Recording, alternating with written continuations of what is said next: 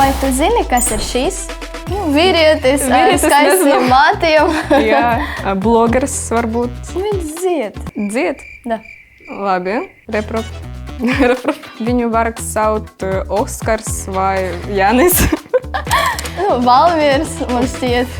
Es zinu. Latviešu. Nacionālais ēdiens. Jā. To ir ļoti garšīga. Es mēģināju. Podziņas varbūt ne? Nezinu. Ceptamais burkāns. Klandraudzis. Tīri pasaulē. Recycle, trash.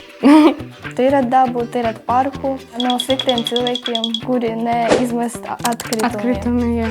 Varbūt tas ir rakstnieks, ne? Politikas. Ļoti vecs cilvēks. Vīrietis. Es domāju, ka viņš ir ļoti gudrs. Varbūt tas ir Rainis. Tas ir rakstnieks. Ne? Komponists. Labi. Rolands. Ronalds. Pauls, jā. Raimunds Pauls.